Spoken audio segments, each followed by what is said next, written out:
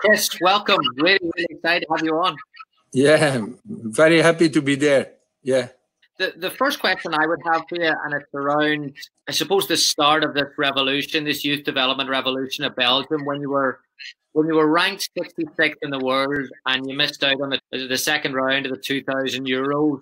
It looked to be a catalyst for Belgian football. There's always a temptation to copy other models, as a lot of other countries have done. You guys chose not to do that. Why did you choose to create your own? Yeah, because everybody, every country is completely different. We have our own culture. You have your culture. And the most easy thing is just to make copy-paste. But copy-paste doesn't work at all because it's all about people.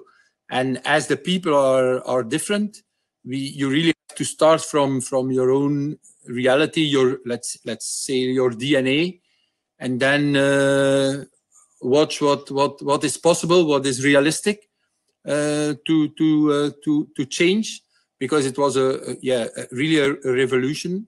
We really started from scratch, and this is one thing, your own reality. This is Belgium, and then because just to give you an idea, we are a very small country, but we have, which is an advantage. Maximum distance from north to south, it's 300 kilometers. So it's 2 hours and a half drive, and you're from the north to the south. So this is an advantage to organize football competitions, youth competitions, and also national team activities and training activities. Because when you do this in the center of your country, it's maximum 1 hour drive for everybody. So it's very accessible. So this is one thing. But then you say, okay, we have two different languages.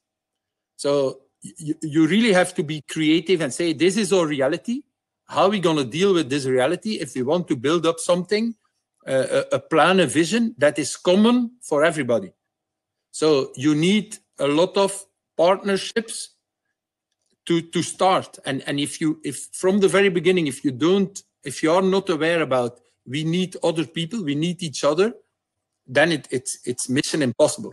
So that was very important that we say, okay, we want to create a common vision for all the football stakeholders of our country. So everybody who wants to be involved can be involved from the very beginning. This was one thing. And second thing was, just look around, watch the international top game at that moment and learn from that game. And this is not copy-paste, it's just, being inspired by other countries, and then say, okay, how can we now, from that reality, with our Belgian national reality, how can we build a philosophy and a vision for the whole nation? Brilliant. What was the biggest change? Was it the leadership? Was it strong leadership? Was it a player-centered approach? Was it the type of training? What do you think was the biggest one? Yeah, I always call it, it's one of the sentences that I've created to get really to the biggest change. It's all about the individual. So that change about, okay, in football, because they also said, it's a team sport, so it's all about the team. Now we change that and say it's all about the individuals that are part of the team. And even at the highest level, and even more at the highest level, all the big football stars, they play in a team, in the top teams, but they are all very, very, very individuals, egocentric individuals. It is like that. So you must be aware of that and say, okay, how can we build from these individuals a strong team? And that's what we did. Like, it's all about the player, every single individual player. And if I call it the coaching switch, and it's very easy to explain.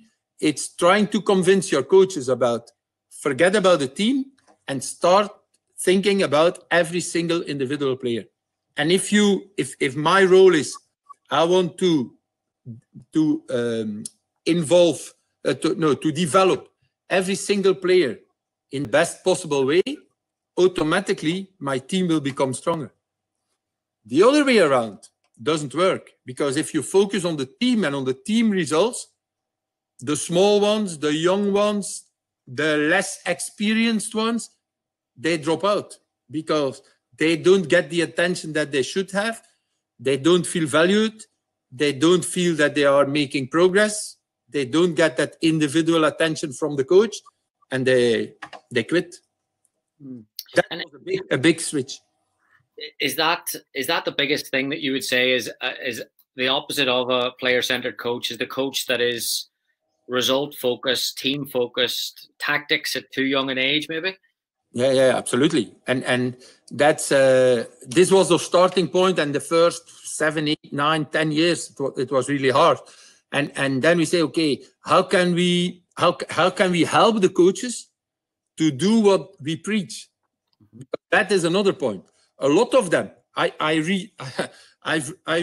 read thousands of documents where everybody writes down, I have a player-centered approach. Yeah, on paper. But then you go and see them in the reality and they say, oh my God, forget about it. It's easy to know and to understand it, but it's much harder to do it. And that's the whole process we have been through the last 7, 8 years still. How can we as an FA give the best example to help the coaches to have a player-centered approach? And that's how we changed the whole playing system. Because if you say it's all about the player, here on the other side, on that pitch, 5, 6 years old kids are now training. So if you think, okay, I do with them what I do with the 9, 10 years old, after 2 sessions, they don't come anymore because it's not a tailor-made approach for them. 5 years old, they are not able to play in a team.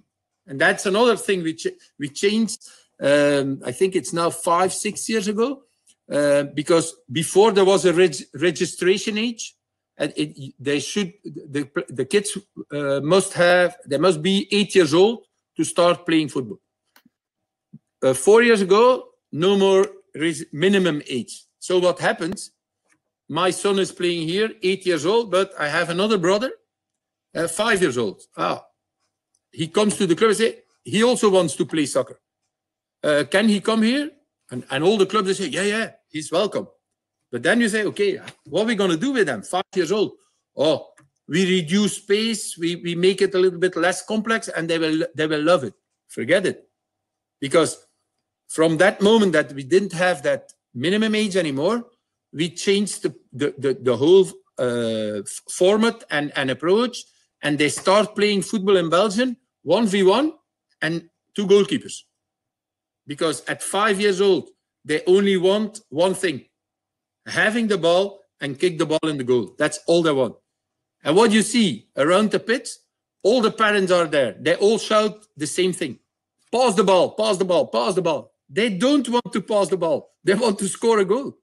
So we changed the approach and say, okay, let's watch the game from the eyes of the kids. What do they want? They want to dribble. Okay, let's create what we call in Belgium now dribbling football. So they start in the environment of football by learning to dribble and to score a goal. So as they play 1v1 and a goalkeeper, there are no parents anymore who shout pass the ball, because they can't pass the ball. They only have to dribble. So what you see now, it's the first environment where the first football environment is a dribbling environment, which is very, very, very important.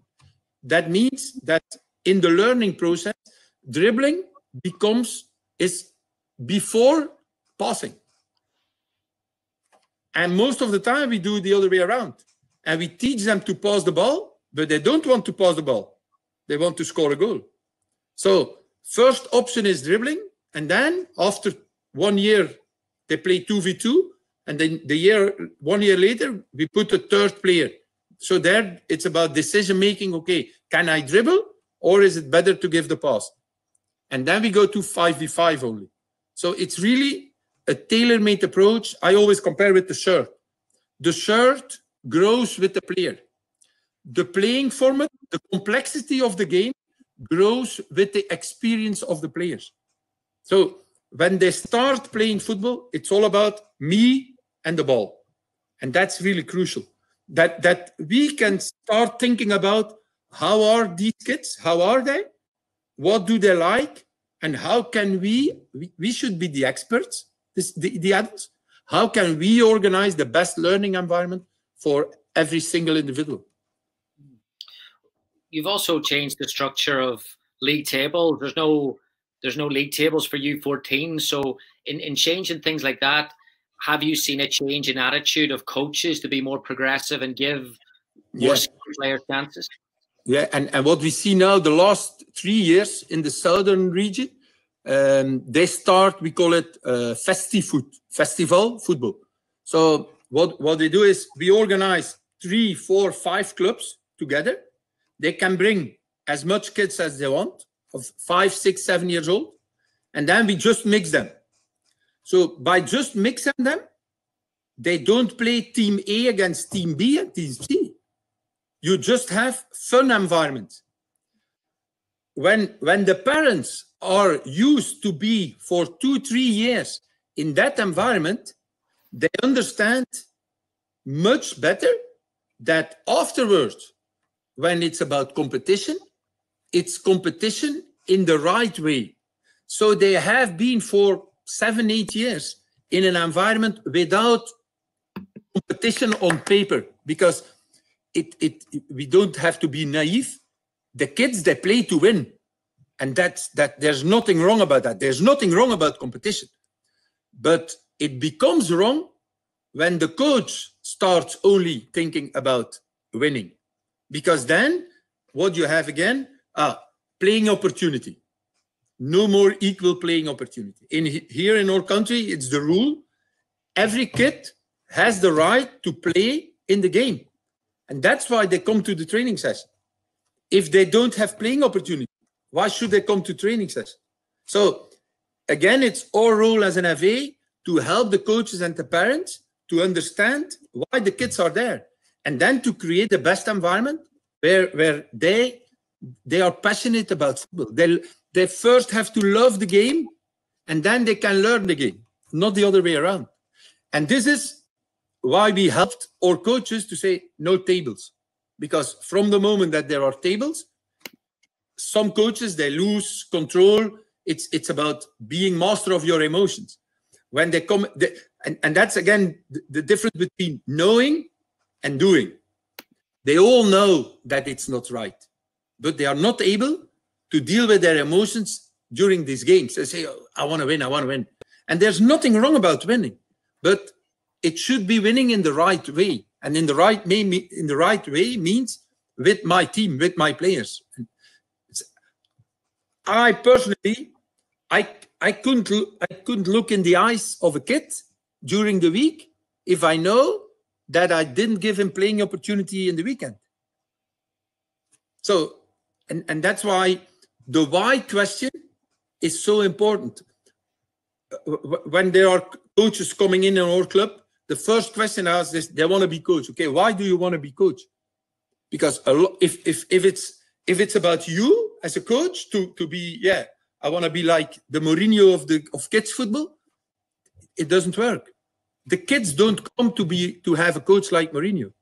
That's another level.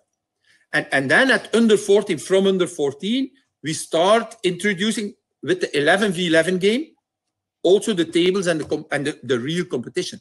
But before that age group, every weekend there is competition, but there are no tables.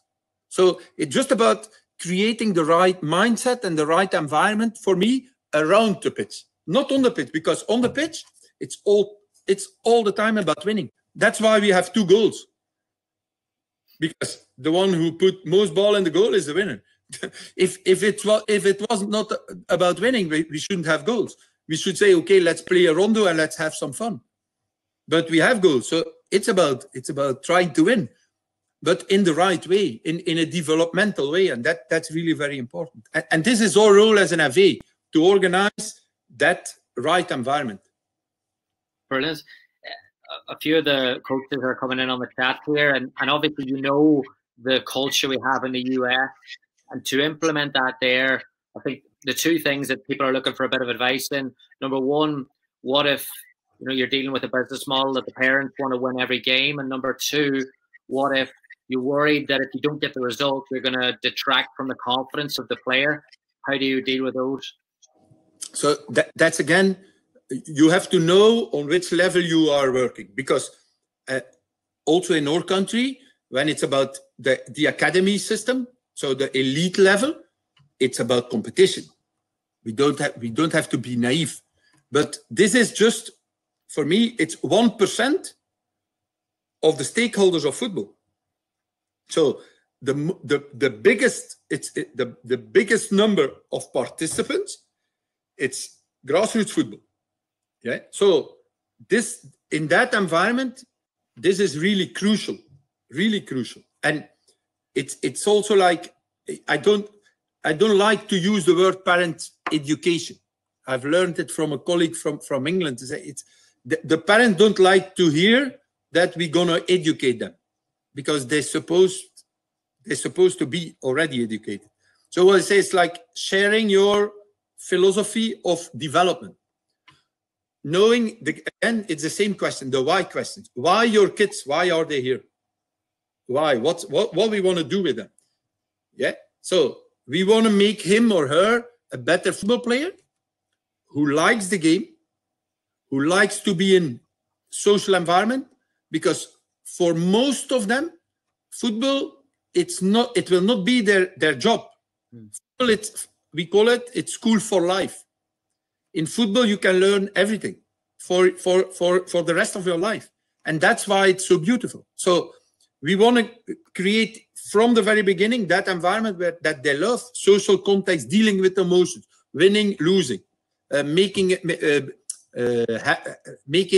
a victim of a foul, how you deal with that.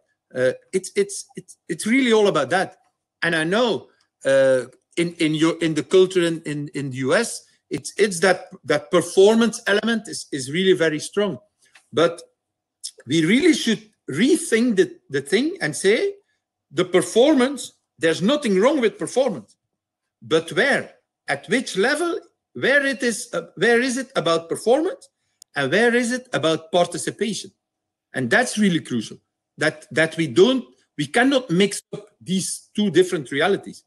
And I know it's especially now with the broadcasting and there's big money in sports and in football, and every parent say, okay, my son is going to be the next Messi.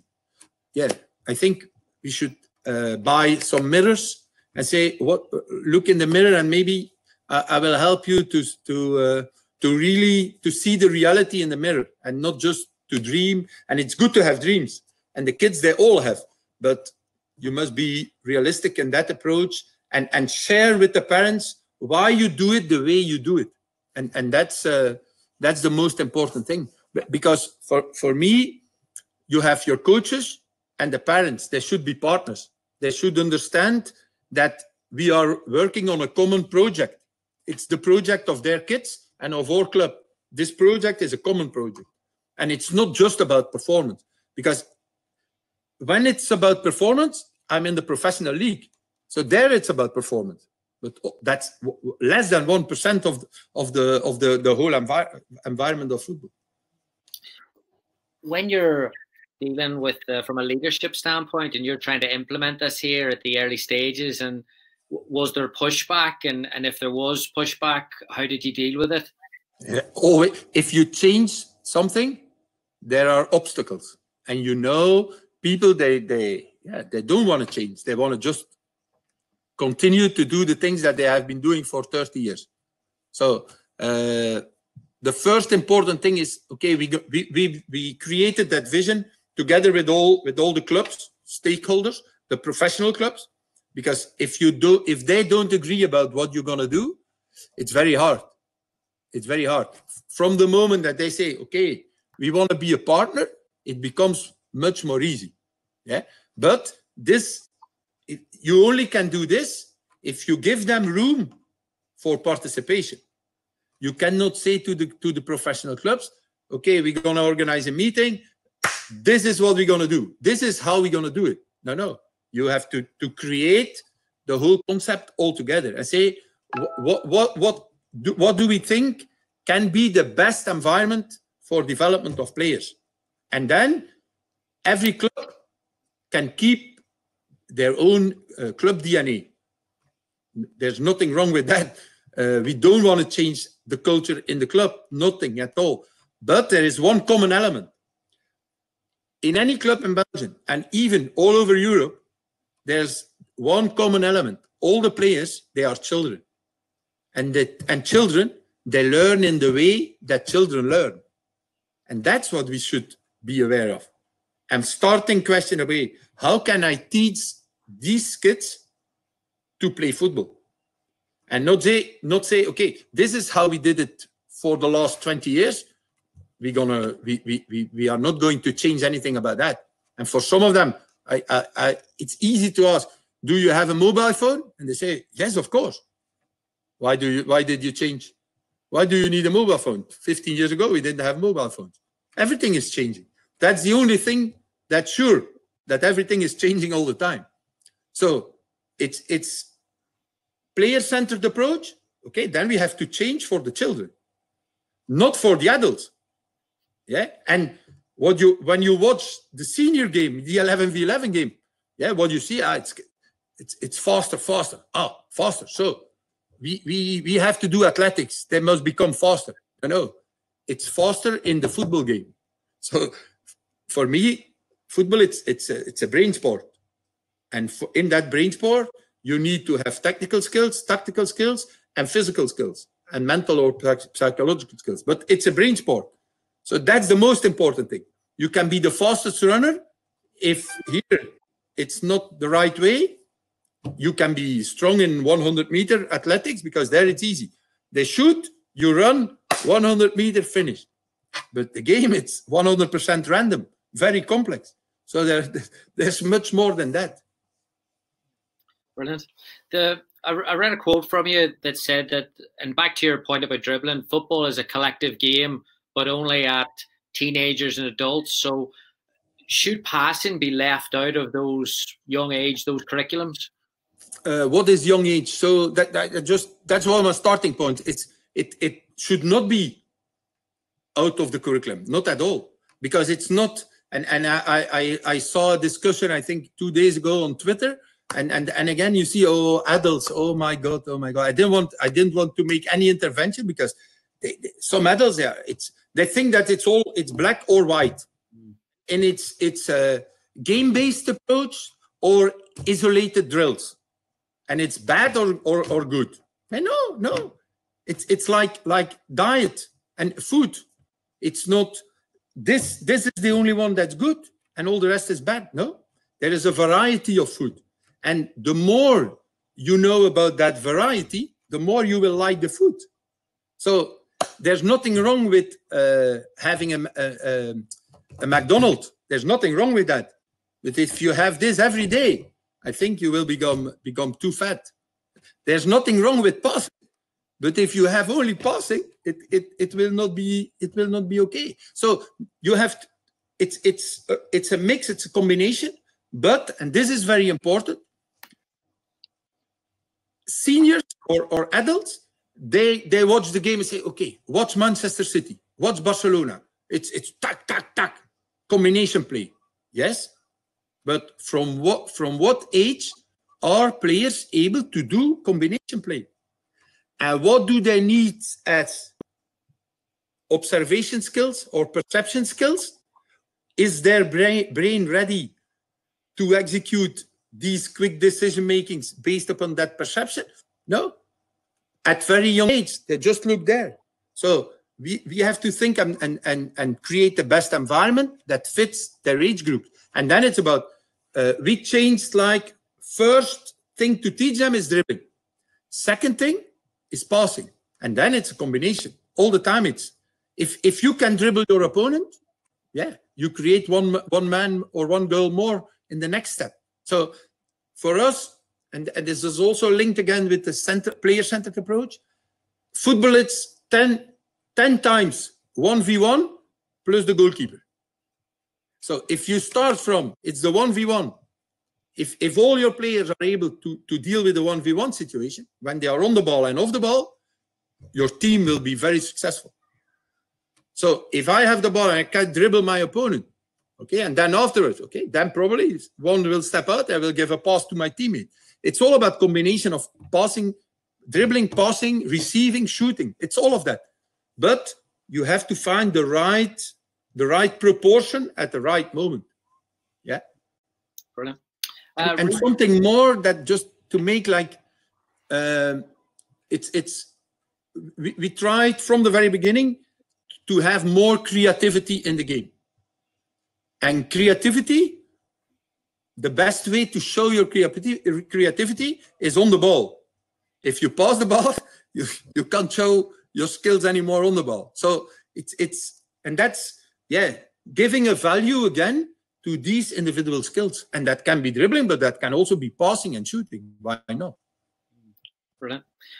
Rhys Carr has asked about when you said football is a brain sport, he's asked you about what are the best methods that can help players in scanning and decision making. And again, the best situation is the game situation.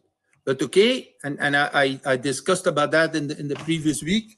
What does that mean, the game situation? So the 11v11 game is very complex. So the best way is, okay, how can I teach them in a less complex environment?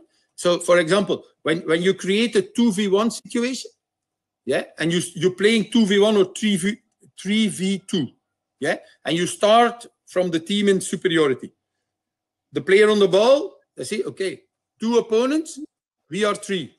So I have to make a decision. Okay, where are the opponents? What I'm going to do best now? Pass or dribble? All the time making that decision and reduce space, reduce numbers, and then go to more complex. Because it's the brain. It has to be all the time. It's like a library. The more they are in that situation, the easier and the quicker they will find the solution afterward. But isolated drills without decision-making cannot help them to have that. For me, every training exercise should be like perception, decision-making, execution. Evaluation. Was the execution and the decision-making right? It's all about that all the time. So you can do like almost isolated drills where there is at least a decision to make based upon, for example, they put the color on. Did they see the color? Red means you have to go to play in the right goal. Yellow means they have to play in the left goal. All the things like that where they have to quickly perceive, make the decision, and go into action. Because that's all the time the mechanism that makes the complexity of the game. During this period of cultural change, we have a coach, Marek, has asked was there a stage of mentoring and coach education? Was there change at that there as well to try and teach coaches? How was that? Yeah, and that's why I am so lucky to be 20 years involved. So we started 20 years ago, and at that moment I was a coach educator. So I was teaching French in the high school. I was football coach, and they asked me to be instructor on the coach education in the system. And so then from that moment I was involved. So coach education is key for the development of football. So we worked for almost 2 years to create that vision. And then we say, okay, now how can we spread that message? But not just talk about it, but show it how to do it. So for 1 year, we made the tour all over the country. And there again, small country, so easy to make the trips everywhere. Organizing a mini course of 50 hours, 50, and for free. Because this was where the government and the association, they made a huge effort, financial effort to say, okay, we need partners. It's like onboarding. We need them in our boat, show them 50 hours, practical sessions, all of them. Okay, now we understand. And then we say, okay, now you go back in your clubs, find 1 or 2 partners. And then you have that multiplication effect. Yeah. And that's really, really important. And then we had another point where, okay, as a national association, you say, but on national teams, we open the doors, training sessions. You can come and watch how we do it, and then just train the way and play the way like you teach in the courses. And there again, it's the common principles like Belgian football. This became on the longer term Belgian football DNA. All our teams, they play the same way because they train the same way. There is the same approach because we are convinced that this is really very good to make them better as an individual player. Brilliant. Again, something in the US culture for sure is this. I don't know if it's obsession, but it's definitely we're conditioned to assess talent at a really young age and say what it can do and can't do. Kevin De Bruyne is one of probably the greatest late developers, I suppose, of all time. I mean, when you look at his pathway, was there something about him that made players persist, or made coaches persist, or was it the system that he's had in place which said this is where this player is going to develop longer than others? Yeah, so I know him very well because he's from the same age group as my son. So they played together. They played against each other for 6-7 years, and they were both late mature players. So and they were both playing on position 10, so offensive midfielder. So when you play on that position, you play against the defensive midfielder of the opponent team. The profile. Very mature player. So from the very, very beginning, the club where he was, they were 100% sure that he was very talented, but he needed much more time to be ready for competition and really the performance aspect. But he was a genius. So as he was small and thin, he was always looking to find space out of the duel. And that's his quality also now. Because before he receives the ball, he knows already what he's going to do. Because of that accumulation of looking for these actions all over the pathway. But if in their club, they would have said, okay, too small. Nobody knows if he would have rebounded and come back in the system. So, and we had some other cases like that. And it's really so important to, and again, now I come back to that performance side. If these parents we have been talking about, they say, okay, yeah, performance. If we follow them, Kevin De Bruyne is out at 13, 14 years old. Because when you talk about assessments, it's not about assessments of the performance. In talent identification, it should be about assessment of the potential. And that's something different. I've seen playing Romelu Lukaku at 13, 14, 15 years old. Romelu at 13 years old, he was like me now. He was an adult. So they played a long ball and he started running up towards the goal with the ball. And the defenders, they took his shirt and he just continued to run. I said, is there something on my shirt? Because he was so strong. So everybody could see there, oh my God, he's amazing. He was very, very, very strong. Of course, he had also the other skills, but there it's easy. This is talent that's clear. But that the other one, I call it the gray mouses. Yeah, they are gray. You don't see them because in the performance aspect, they are invisible. You must have an eye to see what's happening between the lines, out of the duels. And then you can detect, oh, he's always on the right place. He receives the ball and just before the duel, he gave already the pass. That means that brain about perception, decision-making, execution, it's amazing. The speed of decision-making, fantastic. Iniesta, Xavi, you don't need these big players to be ready on the adult side, but you need to be patient as a coach and as an academy system. We really need to give them the time to develop. And that's why also, again, like you say, it's all about the player. As an FA, say, let's show it. So we created, I think 12 years ago, we created under 15, 16, 17, 2 national teams. So you have the national team that plays the tournament, and you have the national team, we call it the future teams. And they are all late mature players. We play international games with them, friendly games, against other nations in Europe who 7, 8 years ago say, okay, we have to do this also because we picked the wrong players. Because when you compare your national team in under 15, 16, 17, and then you compare your national team in under 21 and the 18, what you see? Most of them who were in the 17, they are invisible. They are out of the system. So there's something wrong at the very beginning. And what's wrong? The selection. Because we make the selection to perform in the international tournaments. And that's not the best way. Because, yeah, you can win the tournament in under 17, but it's all about the senior team, the long term. And that's why we created that. We call it the future teams, the late mature teams. And it's amazing to work with them. They have a different mindset, these players, because they are so small that from the very beginning that they come in the academy system, it's all about survival. They must be smart to survive. So they must develop other skills.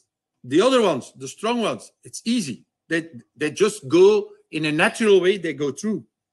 But then when you come at senior level, the youngsters who were small and thin, they have been growing, and then they can use all these other skills that they developed on that pathway. And that's why it's so important that the potential should also be evaluated. And sometimes it's hard. But then we say it's better to have more players longer in the system instead of throwing them out and making big mistakes. 2 players there and different forms of development in terms of Lukaku and De Bruyne, but I would say similar in terms of like their intelligence of, I suppose, their mental capacity to deal with adversity, make decisions, go to different environments. Was there anything done from a development standpoint on the mental side at that young age? Yeah, that's like I said. It's all they were experts in survival. So and what did they do? Mentally they are much stronger. They also their mindset is it's all about becoming better, because they know I cannot relax and say okay it will work. No. From the very, very beginning, they also want to they all the time want to become better, and they do extra work, not only in training but also at home. And I've been coaching both of them, and especially in under 17. And I remember one of my players. He's now in Liverpool. He scored one of the goals to win the Champions League. Divock Origi. He was in my under 17 team, and Divock said we were in Estonia for a friendly game, and he just made an international transfer to Lille, to France, and we were making between the sessions like interviews, press interviews, to teach them how to deal with press, and I will never forget that I said, okay, Divock, tell me what's happening now. You make an international transfer. You're only 16 years old. What does that mean for you? And I will never forget his answer. He said, Coach, yeah, now, before, football was my passion and it was my hobby. And now it became my job. And I said, oh my God, what does that mean for a boy, 16 years old, to step from a top club in Belgium to a top club in France with an international transfer, so big money involved? What does that mean for a brain of a 16-year-old boy?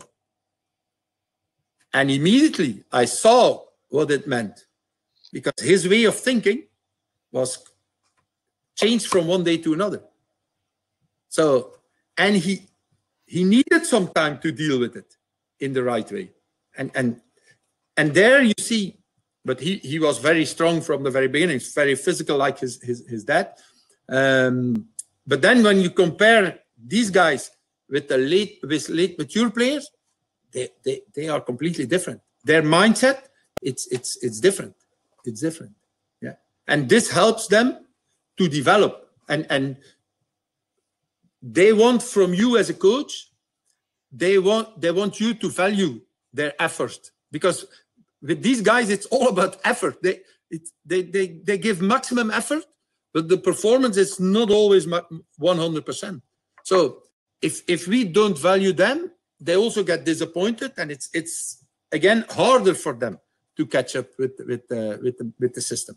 So it's really important to be aware of that, and as a coach, to say, okay, how can I make a right assessment for every player?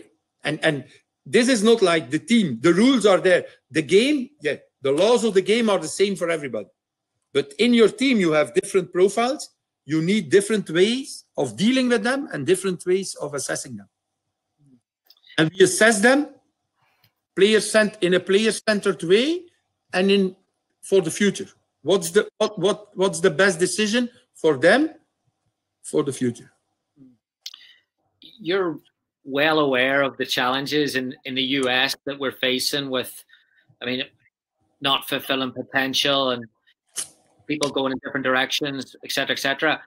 What, from your perspective, how would you approach the solution standpoint? Would it be to go under one framework, or do you think because of the size of the US, it needs to be regionalized?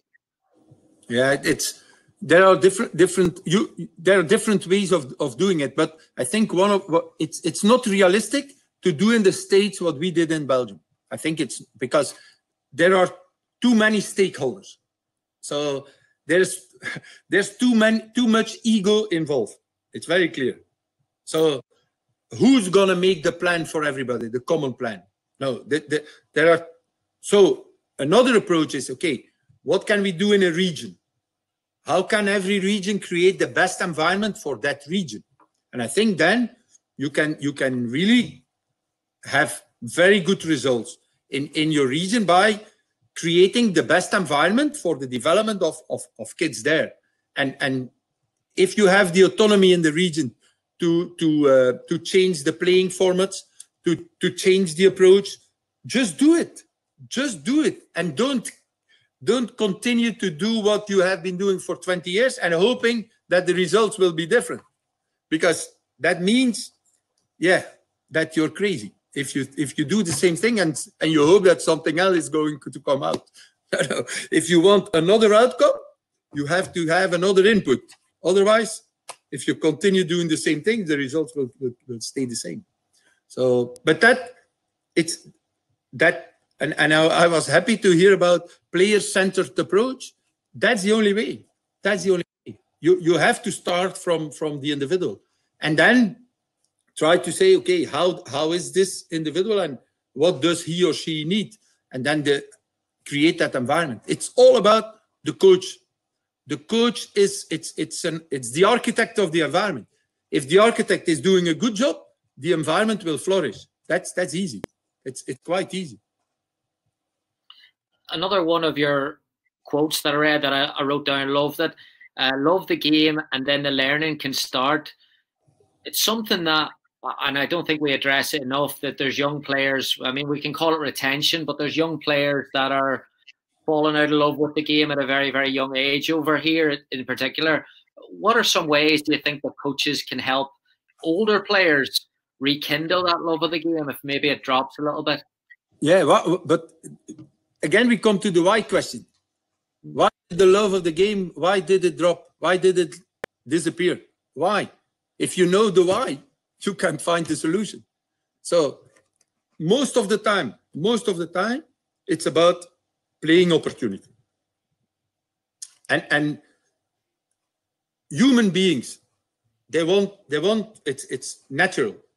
Everybody of us, we want to become better. So we're making an effort to become better. if you feel in your environment that that environment is right for you, to become better, you're happy. The more happy you are, the better you will perform, and the bigger your effort will be. So we start from the players and say, what do they like? Okay, why do they come to training session? Okay, create that environment that they find why they are coming here. And a lot of time, when I watch sessions and I see, there is a queue of 10 players. So you have one activity, 9 rests, one activity, 9 rests. Yeah. If you are in Florida, maybe you're still happy because of the climate. If you do this here, after 2 sessions, they say to their parents, I don't like this. I quit. What they're going to do then? Tennis, individual sport. Because tennis, it's all about you. It's all about you. All the time, it's about you. And that's what we have to create in the training environment. And when it's all about the player, they will become better. And then, next step, you have the weekend. What happens in the weekend? The games. Why do they like the games? Because they want to play. So make them play. And for that, we also decided 5 years ago to help our coaches, and we changed the regulations. Why did we change the regulations? Because we saw that all the time the same players are on the bench. They are on the bench and they play the last 20 minutes.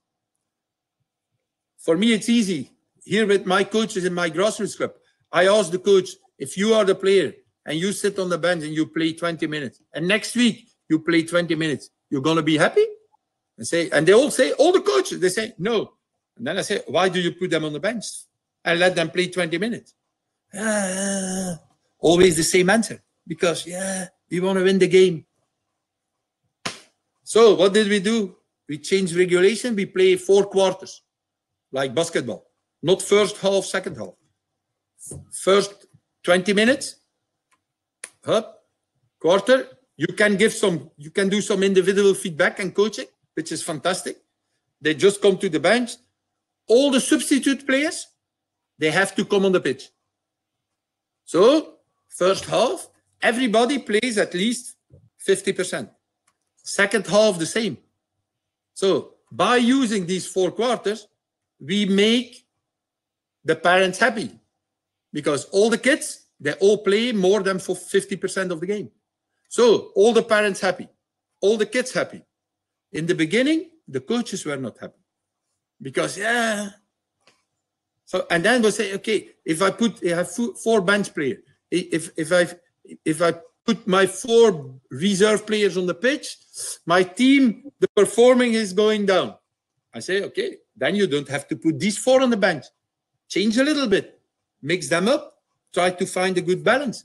Because what's happening psychologically? If you and me, if both of us, we are every week bench player, how do we feel? How do we feel? In front of our teammates, in front of the parents. Think about that. They don't come here to become professional player, because this is grassroots football. So give them why they are coming. Give them what they need, which is let them play the game. So the why question, why do they drop out? It's so important. It's so important. Yeah. Last couple for you, because I know you've got to run in 10 minutes. Whenever if we go now to, because I mean, the one thing I've learned from this conversation is the interconnectedness between the coach creating the environment for the player. And you mentioned that that why, when a coach arrives, why are you coaching? Is that a big staple of your coach education once people come in? And if the coach is egocentric themselves, can you change that coach, or is it bye-bye? No, you can change. No, change changes. It's you cannot change the personality. But most of the people, they are not really egocentric. They are not like that. They become like that. Yeah. In our environment, in our society, because they all, why do they behave like an egocentric coach? To say, okay, I'm the best. Do you see my team? Again, we won the championship. they become like that. Make them coach in a weaker team, and you're going to see what happens. So in our club, we change them. And then say there's a weak generation coming up. I say, now next season, very interesting to see what's happening. And that's the process. And from the moment that they are aware about what's happening there, they understand and they change their behavior, because the behavior is the consequence of values. And they have positive values, and what they do afterwards, it's just because of that. But when you put them in an environment where the parents, where the club is all the time pushing them to have performance and to win the game, we make them like that. Yeah, but it's quite easy to ask players. So when the session is finished, or when the game is finished, and when the players are together, ask the players what they think about their coach. And then when the coach is there, maybe they are afraid to talk, but ask them without the coach and make a video of it and then show it to the coach. And then it's like this is the real mirror. The video tells you who you are in the reality and not who you think you are. And then you say, okay, my God, oh, I cannot, this is not me. This doesn't match with my values. But it's because of the emotions of the games that they are changing behavior. And it's acceptable. It's a learning process where you have to go through. And that's why we are teaching them. For me, one of the biggest quality of a coach is observation skills. But if you are observing, you cannot be shouting all the time, because your brain cannot do two things: shout and think and shout and observe, because all of them are shouting. So we have to think, yeah, but that's good, but there's something better. Observe. You should see what you want to see, and then you can make an intervention. But don't tell them just what you want to tell. No, ask them. Because in the game, you're out of the game. They have, again, perception, decision, execution, and then evaluation. Was it the right decision or not? So that's what they have. You have to teach them all during the training sessions, also in the game. And that's why the 4 quarters are so interesting. After 20 minutes, they come in and you can give one point of attention for every position. You say the wingers, next 20 minutes, I want to see wing penetrations and crosses. Central defenders, you can say, I want you to challenge and to dribble in for the next 20 minutes. My observation the next 20 minutes will just be, okay, I'm gonna try to check how did they do that, and then we go in the dressing room, and then you can start asking them, how did it go? What was going right? What was difficult? Where did you feel? Where did you see obstacles? How can you solve the obstacles? It's all the time about them. So can we create that environment where we ask and we listen to them instead of we talk all the time? What I'm doing now. Yeah, bad example. Last one for you. Stephen has asked, and I can see this here, that in Belgium, it must be a hotbed for players going away to other countries and getting picked up early. Similar to probably what Ireland, maybe a little bit now, but definitely where we were 10, 15 years ago. Players who don't make it and come back, is there challenges reintegrating them when they've had an experience that they've not made it away from home? No, there's no issue about it. But what we see is we had very bad statistics about those who left at early age. Most of them were not successful and are really completely out of the professional game. And I think, and this is a little bit, I think Ireland is different. That you are much more the adventure side that we have. Our culture is small country. We like to be at home here. We speak our language. We like the family. We can't miss the family. So it's hard to leave just like that. But what happens? Because of the money, they leave. I take the example because most of them go to the Premier League. They come in the Premier League. England, different language, different mentality, different school system. And then you have to perform as a youngster, 16 years old. How can you deal with all these things? Which girl or boy at 16 years old is strong enough to deal with all these things and to be taken away from his normal environment and to flourish in another environment? And almost zero.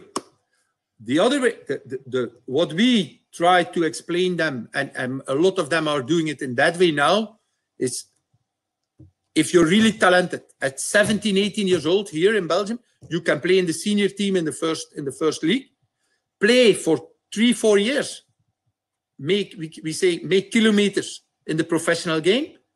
They play European games, 21, 22, they leave abroad. They are adult, they have experience, they know all about the professional game, they know how it works, the dressing room, they know all about that, and they are ready. And this is what you see, like De Bruyne leaving, Lukaku, the whole national team, all the players, they are all playing abroad, and they play. It's not just to leave, to be in the B team. It's being ready first as a person, as an individual, being ready to go for an international journey, because that's something special. That's something special, and you really need to be strong enough to deal with that change, completely change of life. Everything changes. Fantastic, Kris. I've already got messages to try and get you back on again. But we will, because now I didn't have a lot of time to. But think about maybe a topic, and it will be a pleasure to come back and make like a presentation with some slides about. Ask them what they like most, and you get back to me. And in June we will find a date to come back and to do something about what your preferences are. So no problem. Fantastic. I can't thank you enough. Enjoy the grass today, and we'll hopefully speak to you soon. Okay, very good. All the best. Thanks, everyone. Bye-bye. Bye now.